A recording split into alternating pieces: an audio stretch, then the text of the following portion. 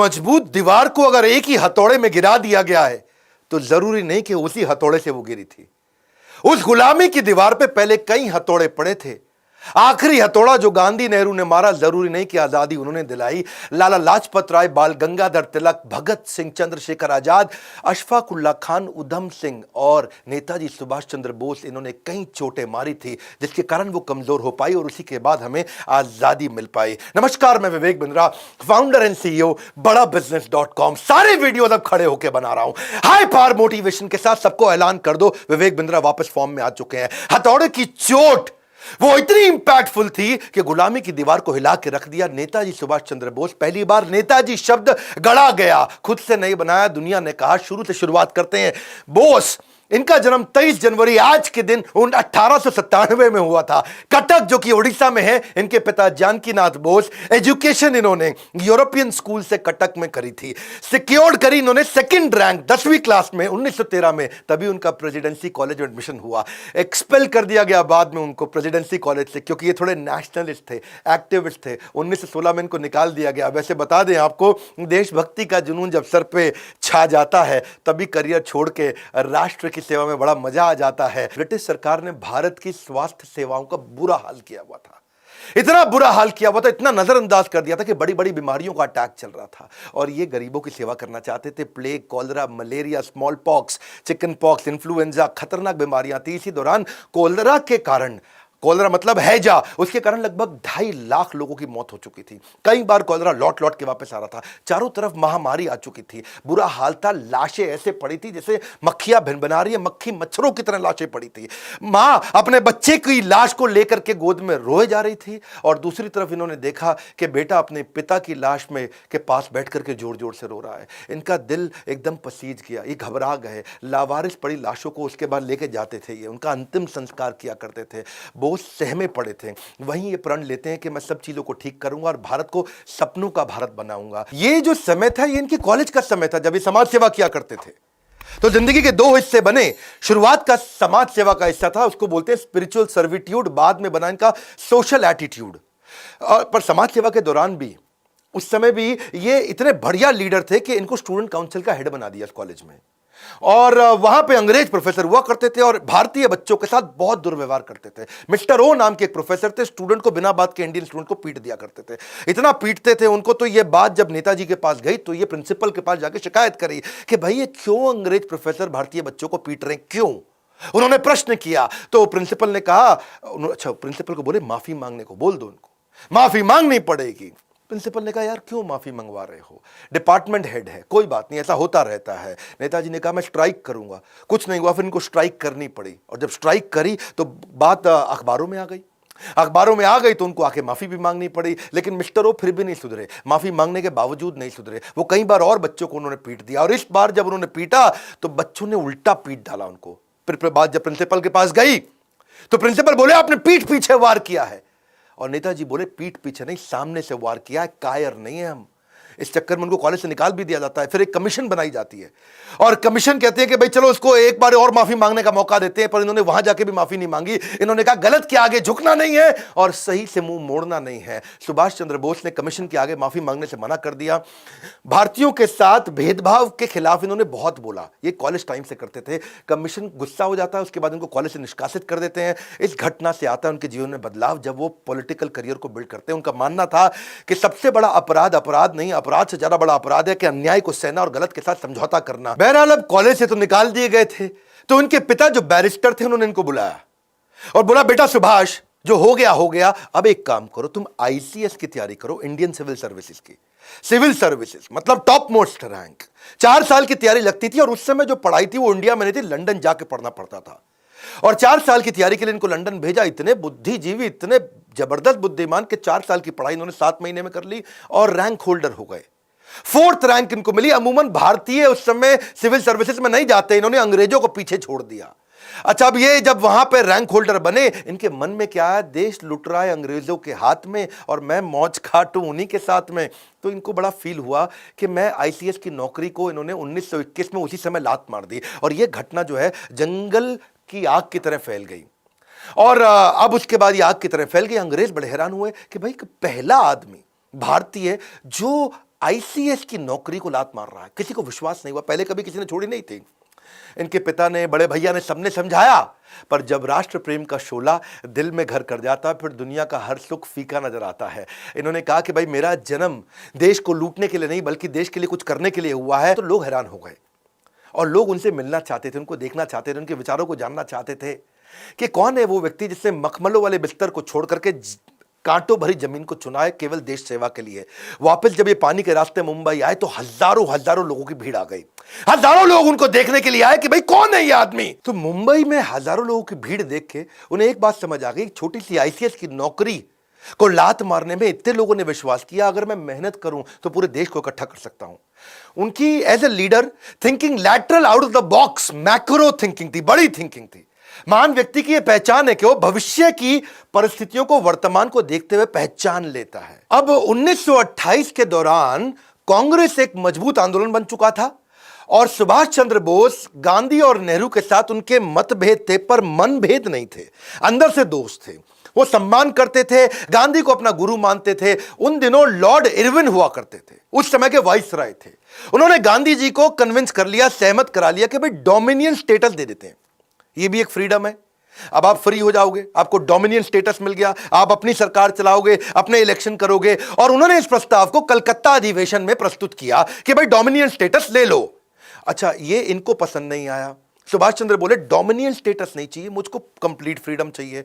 उन्होंने इसका complete freedom के लिए बहुत झगड़ा किया, क्योंकि उन्होंने समझाया कि भाई डोमिनियन स्टेटस का मतलब है आप ऑटोनोमस कम्युनिटी तो हो जाएगी लेकिन चलाएगा ब्रिटिश एम्पायर, और पूर्ण स्वराज, कंप्लीट इंडिपेंडेंस का मतलब है कंप्लीट टोटल इंडिपेंडेंस।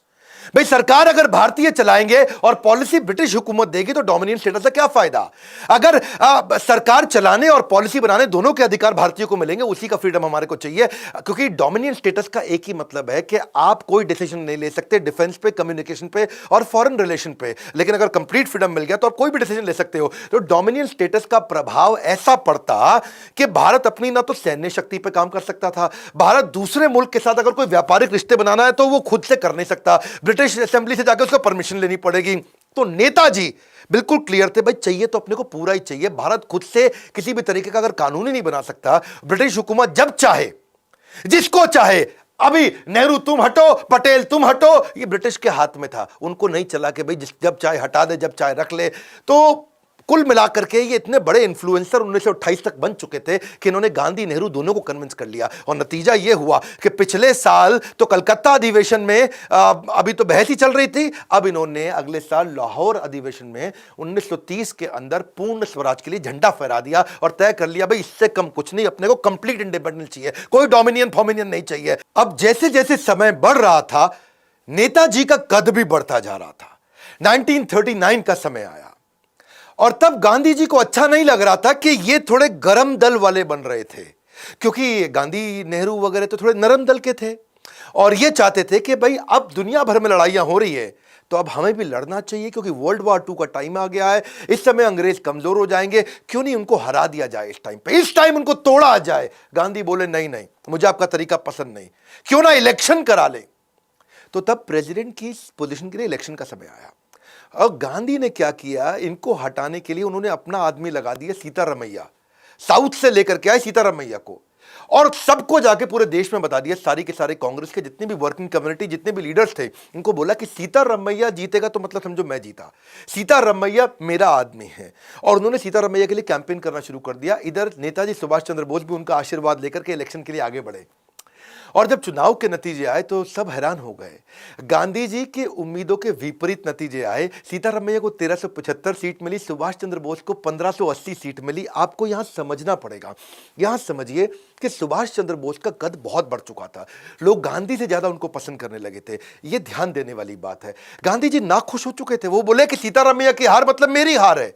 वो चाहते नहीं थे सुभाष चंद्र बोस जीते, क्योंकि सुभाष चंद्र बोस से उनको नाराजगी नहीं थी, लेकिन दोनों की विचारधारा अलग होने के कारण गांधी उनको प्रेम तो करते थे पर चाहते नहीं थे कि ये रहें, क्योंकि गांधी प्रेम से चलाना चाहते थे।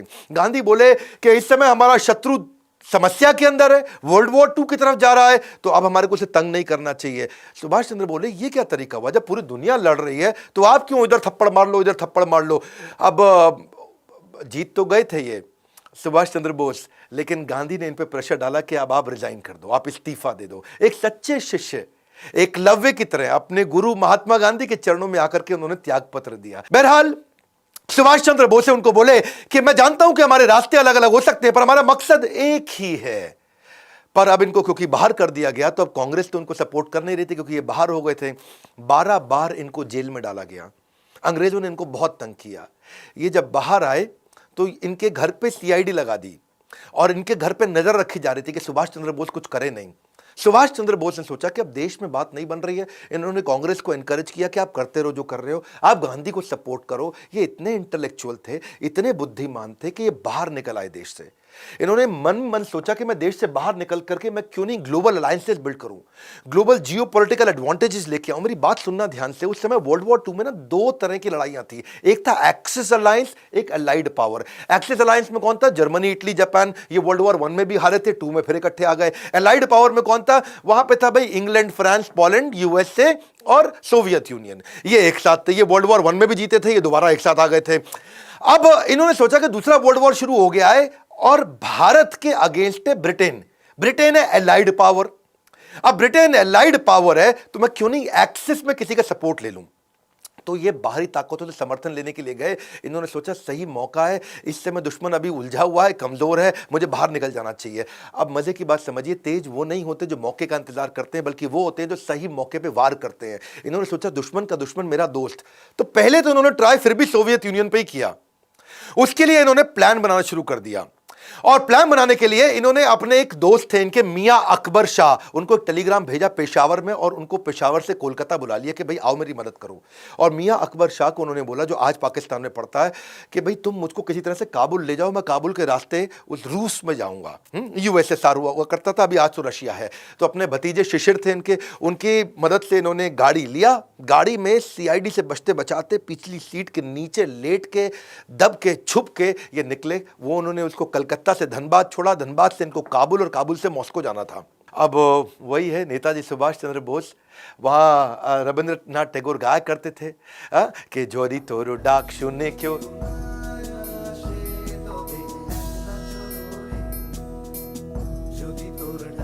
तो ये अकेले चल पड़ते थे। जो दी तोरो डाक, अगर तेरी आवाज सुन के कोई ना शेन, अगर कोई नहीं आता है तो तबे अकेला चलो रे। सारी जुगत लगा के सुभाष चंद्र बोस जर्मनी पहुंच गए हिटलर से मिलने के लिए। हिटलर से अपॉइंटमेंट लेने की इन्होंने बहुत कोशिश करी, बड़ी मुश्किल से इनको अपॉइंटमेंट मिली। जब ये जाके वहां बाहर ड्राइंग रूम में बैठे तो अचानक एक आदमी आया, मतलब हिटलर आए और आके बोले, हेलो मैं हिटलर हूं, और अपना हाथ मिलाने के लिए आगे बढ़ाया। सुभाष चंद्र बोस जवाब देते हैं, मेरा नाम सुभाष है, मैं भारत से आया हूं और मैं आपसे नहीं, मैं हिटलर से मिलना चाहता हूं। हिटलर हैरान हो गए, कह रहे मैं ही तो हिटलर हूं। फिर वो वापस लौट के चले गए अंदर। अंदर से एक दूसरा आदमी आता है, फिर आके हाथ मिलाता है, हेलो मैं हिटलर हूं, बताइए। तो सुभाष चंद्र बोस फिर खड़े हो गए, नमस्कार मैं सुभाष चंद्र बोस भारत से आया हूं, मुझे आपसे नहीं, मुझे हिटलर से मिलना है। सब हैरान हो गए, अरे ये क्या चक्कर है, हिटलर तो आए मिलने के लिए। सुभाष चंद्र बोस ने मना कर दिया मिलने के लिए, बोले मैं हिटलर से मिलना चाहता हूं। अब 3-4 जब लोग आए और सबको उन्होंने बोल दिया मैं आपसे नहीं, मैं हिटलर से मिलना चाहता हूं, तो हिटलर ने असल में अपने 4-5 बहरूपिये बना रखे थे। उसको अपनी जान का खतरा रहता था। और सुभाष चंद्र बोस हर बार पहचान गए। असली हिटलर को जब ये बात पता चली तो उसकी बुद्धि चकरा गई और वो बाहर आए। उनके लिए यह पहली बार हुआ पूरी पृथ्वी पे कि किसी आदमी ने पहचान लिया कि यार ये तो असली हिटलर नहीं है। तो वहां करके उन्होंने अपना दूरी से वहां खड़े हो गए और दूर पे आके खड़े होकर के इनको देखने लगे कि क्या चक्कर है, ये पहचानता कैसे। तब सुभाष चंद्र बोस खड़े हो गए और दूर से खड़े हो गए हिटलर उनको बोले कि बताइए क्या बात है, क्यों मिलना चाहते हैं। और तभी सुभाष चंद्र बोस मुस्कुरा के आगे बढ़े, बोले नमस्कार मैं सुभाष चंद्र बोस भारत से आया हूं, मैं आपका बहुत धन्यवाद करना चाहता हूं हिटलर कि आपने मुझसे मिलने का मुझे ही अवसर दिया। हिटलर हैरान, क्या पहचान गया ये? अब बिल्कुल ठीक पहचाना। पूछा कि भाई तुमने मुझे पहचाना कैसे? सारी बात छोड़, पहले ये बताओ पहचाना कैसे? आज तक दुनिया में कोई पहचान नहीं पाया। मेरे यही सारे कॉपी जो मेरे हिटलर के होते हैं, ये दुनिया भर में घूमाते हैं, सारे काम कराते हैं, तुमने पहचान लिया। तो तभी सुभाष चंद्र बोस बोले कि भाई मैं आपसे मदद मांगने आया था, मैं आपके चौखट पर आया हूं और आपका स्वभाव थोड़ा गर्वात्मक होना चाहिए, थोड़ा गर्व वाला होना चाहिए। और आप आके पहले हाथ बढ़ा देते थे कि मैं हिटलर हूं, बताइए। तो मैं उसी से समझ गया कि हिटलर के पास एक किसी पराधीन देश से, भारत जो कि परतंत्र है, वहां से कोई मदद मांगने आया तो आपके चेहरे में वो गर्व नहीं दिख रहा था। तो आपके जो कॉपी थे वो राइट बिहेवियर नहीं डिस्प्ले कर रहे, और हिटलर की बुद्धि चकरा गई। बोला ऐसा इंटेलिजेंट आदमी कभी नहीं देखा। इसको क्या बोलते हैं, एक्यूरेट जजमेंट। और इसके बाद इस मुलाकात से हिटलर इतना प्रभावित हुआ कि जो युद्ध बंदी इन्होंने बना रखे थे, युद्ध बंदी जो 4000 इन्होंने अंग्रेजों से जीते थे, उनको उन्होंने फ्री कर दिया और वो वहां से आजाद हिंद फौज में ज्वाइन किए नेताजी सुभाष चंद्र बोस के साथ में। हिटलर ने इनको हेल्प करी और इन्हें कहा कि देखो, अगर आप आगे बढ़ना चाहते हो, जीतना चाहते हो, भारत जर्मनी से बहुत दूर है और जापान एक्सेस पावर है, हम लोग के साथ की पावर है। मैं जापान में बात करवा देता हूं आपकी, कुछ सिस्टम्स तय करते हैं कि मैं आपको जापान भेजता हूं यहां से, और वहां से आप टीम बनाई, क्योंकि जापान आपकी मदद करेगा। जापान हम लोग के साथ का है और जापान भी अंग्रेजों के खिलाफ है। तो ये बड़ा मुस्कुराया, इनको बहुत अच्छा लगा। तो हिटलर ने इनके लिए बहुत अच्छा अरेंजमेंट किया। आप समझ सकते हैं, बाकी लोग भारत में ज़्यादा पढ़े लिखे नहीं थे, लेकिन ये दुनिया भर में इंटरनेशनल अलायंसेस बिल्ड कर रहे थे। अंग्रेजों को भी पता लग गया अब तक कि ये इस समय जर्मनी में है, और वहां से इन्होंने पूरी तैयारी करी। इनको हिटलर ने अपनी एक प्राइवेट बड़ी पनडुब्बी दी, जिसमें इन्होंने जो जर्मनी की नौसेना की बड़ी पनडुब्बी थी, और उसमें 90 दिन लगने थे। वो जहां पानी के ऊपर, पानी के नीचे सब तरह से ट्रैवल कर सकती थी। उससे इन्होंने इनको सुमात्रा द्वीप में भेजा, जो आजकल इंडोनेशिया का आइलैंड है, उसको जापान ने जीता हुआ था और जापानी सेना के कब्जे में था। ये वहां पहुंचे, हिटलर की मदद से पहुंचे, हिटलर के कारण पहुंचे। इमेजिन, हिटलर को भी इन्फ्लुएंस कर पाए। सुमात्रा से फिर ये, जो कि जापानीज आइलैंड है, अभी इंडोनेशिया के पास है, वहां से प्लेन से टोक्यो पहुंचे। और वहां पहुंचने के बाद ये जानते थे कि जापान एशिया के अंदर अपना वर्चस्व के लिए लड़ाई कर रहा है। तो जापान के प्रधानमंत्री को जाके इन्होंने इन्फ्लुएंस किया। ऐसे इंटेलिजेंट लीडर्स नहीं थे जो इतने पढ़े लिखे थे, इतने इंटेलिजेंट थे। वहां जाके प्रधानमंत्री को साथ में बिठाया और उनको क्या बोला, देखिए भाई साहब, हिदेकी तोजो, एक बात समझ लीजिए कि एशिया तो एशियाई लोगों का होना चाहिए ना, एशिया में बाहर के गोरे कैसे आ गए। वो बड़ा मुस्कुराए, क्या जबरदस्त आदमी है, बात तो ठीक कह रहा भाई, एशिया तो एशियाई का होना चाहिए। तो हिदेकी को ये बात अच्छी लगी। फिर उन्होंने कहा कि भाई आपके भगवान बुद्ध है और हमारे यहाँ भी तो भगवान बुद्ध ही हैं, हमारे लिए कितने पूजनीय है, उस लिहाज से तो हम भाई भाई हो गए।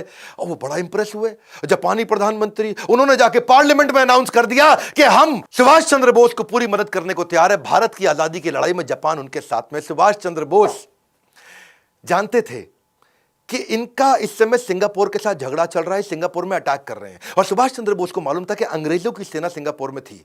वहां 85,000 ब्रिटिश सैनिक थे, जिसमें से 45,000 तो इंडियन थे। तो इन्होंने पहले से एक योजना बना रखी थी, जिसमें जापानीज को ये मैसेज दे रहे थे कि जब तुम सिंगापुर में बम गिराओगे, वहां पर्चे फेंक दो, हर बम के साथ पर्चे फेंको ऊपर हवाई जहाज से, और हर पर्चे में लिखो, हिंदी में भी, तमिल में भी, अंग्रेजी में भी, कि तुम भारतीय कब तक अंग्रेजों का गुलाम बन के उनके साथ लड़ते रहोगे, तुम भारतीय कब तक अंग्रेजों का गुलाम। अब वहां पर जितने भी सिंगापुर में सैनिक थे जो भारतीय, वो पर्चा पढ़ लेते थे और वहां पे अंदर विद्रोह चालू हो गया। इनकी रणनीति सुभाष चंद्र बोस की प्रधानमंत्री जापान के साथ में मिलकर काम आई। अटैक की रणनीति, इनको वहां सफलता मिली। और अब इमेजिन करिए, जापानीज प्राइम मिनिस्टर तक को इन्फ्लुएंस कर दिया, उनको तक एक योजना समझा दी सिंगापुर पर अटैक करके। सिंगापुर अब सिंगापुर जापान का हो गया था। अब जैसे ही वो उनका हुआ, प्रधानमंत्री भी इनसे खुश थे। तो वहां जो 45,000 ब्रिटिश आर्मी के अंदर इंडियन सैनिक थे, उनको जापानीज ने इनको वापस कर दिया, सुभाष चंद्र बोस को, और वहां से तैयार हुई पूरी आर्मी। रास बिहारी बोस जो वहीं पे इंडियन लोगों को तैयार किया करते थे, उनके माध्यम से नेताजी सुभाष चंद्र बोस को सौंप दिया गया, और अब तैयार हो गई आजाद हिंद फौज। यहां से अंग्रेजों को पता लगने लगा कि ये बहुत बड़ी तैयारी कर रहा है। जापानी सेना बर्मा को जीत चुकी थी, अब बर्मा में कब्जा इनका था, जापानीज का। इन्होंने कहा कि भाई अब बर्मा के रास्ते भारत में घुसेंगे, और प्राइम मिनिस्टर ने पूरा सहयोग किया। नागा पहाड़ियां, यानी कि नॉर्थ ईस्ट जो नागालैंड है, वहां से मैदानी इलाकों में जाएंगे, पहले पहाड़ों पे जाएंगे, वहां से मैदानी इलाकों में जाएंगे। अप्रैल 1944 में आजाद हिंद फौज, जो ये सिंगापुर से अपनी टीम तैयार करके आए थे, बर्मा से टीम तैयार करके आए थे, ब्रिटिश सेना को खदेड़कर मणिपुर में जाकर के पहली बार तिरंगा डाला। पूरा देश पूरा हिल गया उस समय। एक बात आपको बता दें, मानते तो दिल से गांधी भी थे कि हमारा देश अनडिवाइडेड रह सकता था। क्या कहते हैं कि अगर आप किसी को जोड़ना चाहते हो ना अपने साथ, तो उसे केवल गले नहीं, दिल से लगाना चाहिए, क्योंकि गांधी ये जानते थे कि जिन्ना कितना भी शोर मचा ले, सारे हिंदू और मुसलमान अगर किसी एक लीडर को इकट्ठे मानते थे तो वो थे सुभाष चंद्र बोस।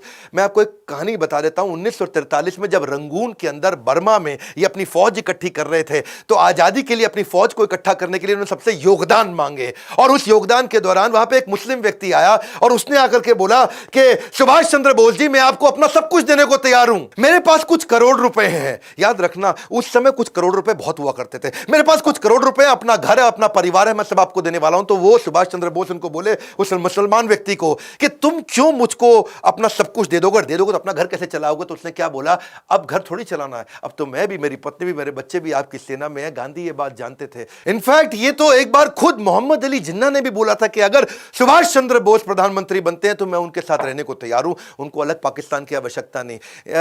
मैं आपको ना ऐसे बताऊंगा कि गांधी की उन्होंने रिस्पेक्ट फिर भी जीवन भर करी। सिंगापुर में जब वो तैयारी कर रहे थे तब वहां से भी एक रेडियो के अनाउंसमेंट में उन्होंने बोला कि गांधी जी राष्ट्रपिता हैं। लेकिन इंडिया में एक्सेप्टेंस सुभाष चंद्र बोस की बहुत बड़ी थी, वो इतनी बड़ी थी कि वास्तव में अगर 1945 में वो जीवित होते ना तो चांसेस थे कि इनको राष्ट्रपिता की उपाधि मिल जाती। पहले प्रधानमंत्री तो ये पक्का बनते ही बनते। उसके कारण क्या है, क्योंकि इनसे ज्यादा बुद्धिमान व्यक्ति, इंटेलेक्चुअल जीनियस, इनसे ज्यादा विजनरी जो दूर तक सोच सके, क्योंकि बाकी सब तो ऑपरेशंस में हिंदुस्तान में लड़े रहे, ये पूरी दुनिया का अलायंसेस लेके आते रहे। इनसे ज्यादा इकोनॉमी को समझना, इंडस्ट्रियलाइजेशन को समझना, ब्यूरोक्रेसी को समझना, सोशल सिविक्स को समझना, डिप्लोमेसी, इंटरनेशनल अलायंसेस, जियो पॉलिटिकल पार्टनरशिप, इनके पास शायद बुद्ध आदित्य योग था। बुद्ध आदित्य योग ये वो योग होता है कि आप जब भी कुछ कहें तो पूरी दुनिया आपकी बात माने। ये जहां जो बोलते रहे दुनिया इनकी बात मानती थी।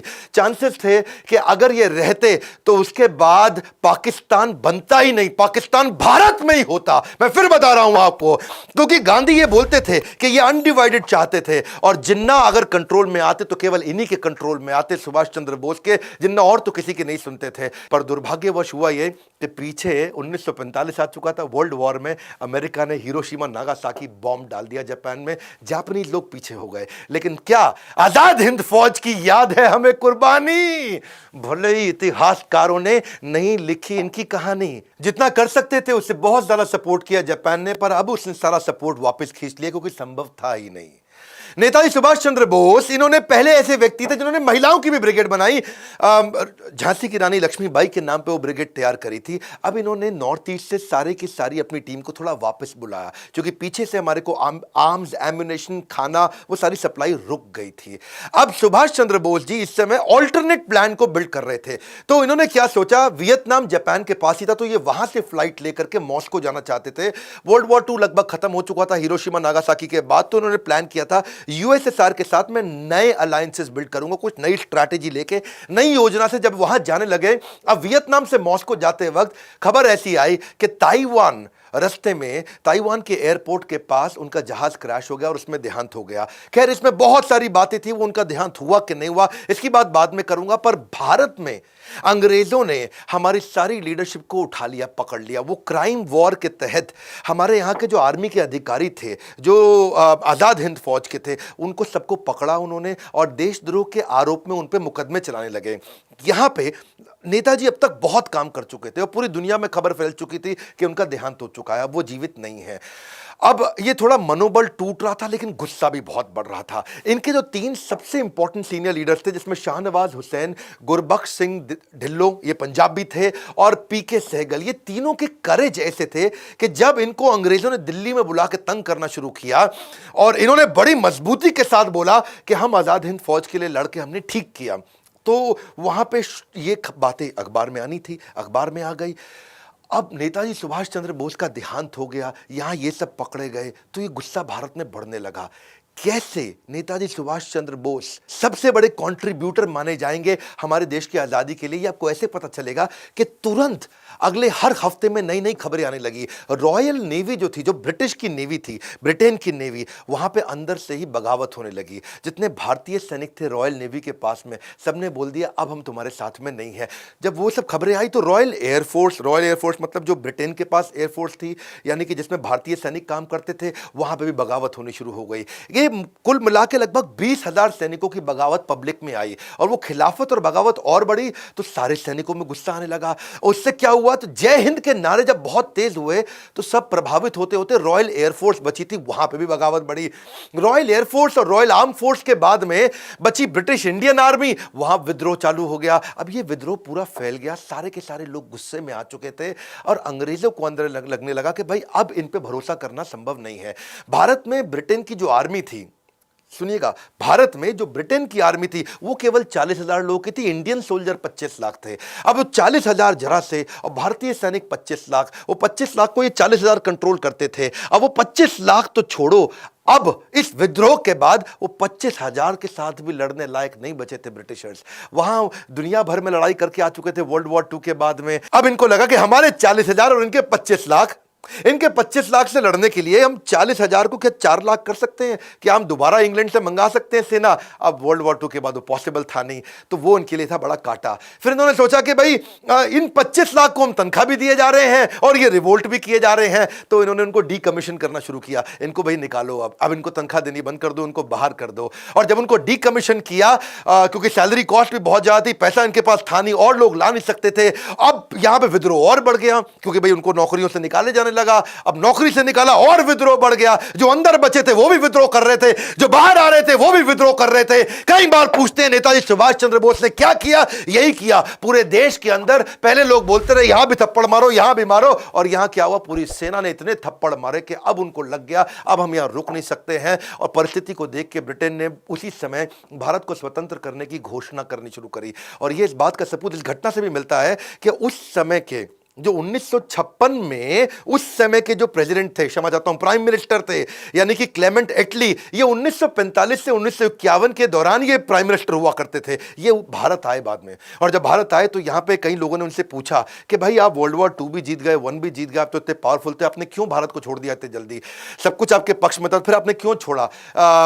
तब उन्होंने बताया कि भारतीय सैनिकों का जो विद्रोह था ना, उससे हम टूट चुके थे, हम तनख्वाह भी दे रहे थे, हमारे लिए कॉस्ट भी था, और उनका विद्रोह आया, और ये विद्रोह, और दूसरी तरफ कहीं दोबारा आजाद हिंद फौज ना आ जाए फिर से। क्लेमेंट एटली जी, एक बात बताइए, जो नरम दल था यानी कि गांधी नेहरू, उनसे कितना प्रभाव पड़ा। क्लेमेंट एटली ने बोला उनका तो कोई प्रभाव था ही नहीं। सारा प्रभाव कहां से आ रहा था ये मैंने आपको बताया। जानते हैं पहले क्लेमेंट एटली कौन है? ये वही व्यक्ति है जिन्होंने इंडिया इंडिपेंडेंस एक्ट पे हस्ताक्षर किए थे। इन्हीं के सिग्नेचर से हम लोग इंडिपेंडेंट हुए थे। क्यों बोलते हैं मजबूरी का नाम महात्मा गांधी? आप कमेंट बॉक्स में बताइएगा तो मैं गांधी पे वीडियो बनाऊंगा। अब इस समय हर देश के एक पावरफुल पर्सनैलिटी पे अगर आप वीडियो देखना चाहते हैं तो मेरे यूट्यूब चैनल पे आइए। मैं बताना भी चाहूंगा आपको आगे चल के कि क्या वो सारी की सारी अलग अलग प्रकार की थ्योरीज हैं कि कहां रहे या जीवित रहे नहीं रहे। बोस नहीं बचे, एयर क्रैश में 1945 में वो चले गए, ये भी एक थ्योरी है।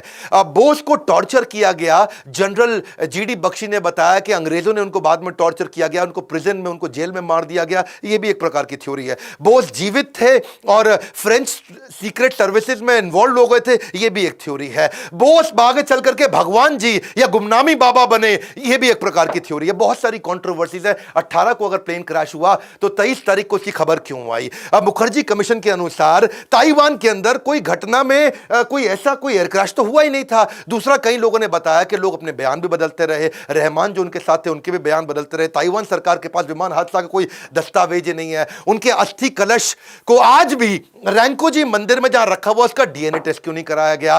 तो बोस के बारे में बहुत सारी कंफ्यूजन हमेशा रही हैं और अलग अलग प्रकार की थ्योरीज आती रही हैं। ऐसा नहीं कि इस पे प्रश्न नहीं उठा, बहुत बार प्रश्न उठा, बहुत बार रिसर्च भी करनी शुरू करी। इनफैक्ट यूएस की इंटेलिजेंस, यूके की इंटेलिजेंस, रशिया की इंटेलिजेंस, सबने बड़ा जोर लगाया, लेकिन रिपोर्ट्स में कुछ समझ में नहीं आया। शहनवाज कमीशन भी बिठाया गया 1955 में, उन्होंने बता दिया कि नहीं जी प्लेन क्रैश ही हुआ। खोसला कमीशन हुआ 1970 में, बोले नहीं जी प्लेन क्रैश ही हुआ। मुखर्जी कमीशन 1999 में आया, उसकी कोई रिपोर्ट ही समझ में नहीं आई। विष्णु सहाय कमीशन आया बाद में, उन्होंने बोला कि गुमनामी बाबा नहीं थे, जबकि बहुत लोगों ने माना कि गुमनामी बाबा ही नेताजी सुभाष चंद्र बोस थे। इसकी बहुत सारी स्टोरीज हैं, किसी से मैं इसके ऊपर एक अलग से वीडियो बनाऊंगा। सुभाष चंद्र बोस जी की मौत का रहस्य चाहे जो भी हो, लेकिन वो व्यक्ति ऐसे थे जिन्होंने जीवन के जन जन के जीवन को सार्थक बनाया है। उनका देहांत हुआ है, लेकिन उनके प्रति हमारा स्नेह अंत नहीं हुआ, हमारे प्रेम का अंत नहीं हुआ। उनका देहांत हुआ है, लेकिन उनके विचारों का अंत नहीं हुआ है। वैसे एक बात पक्का है कि उस समय में अस्त्र शस्त्र से लड़ाई हुआ करती थी, और उनका इंडस्ट्रियलाइजेशन पे हमेशा से बड़ा फोकस रहा है कि मैं कैसे अपनी करेंसी बनाऊंगा, कैसे सिक्के बनाऊंगा, कैसे इंडस्ट्रियलाइजेशन करूंगा, मेरी इकोनॉमी कैसे ग्रो करेगी। बहुत विजनरी थे। इच्छा तो इतनी थी कि इस वीडियो को और 1 घंटा तक चलने दूं।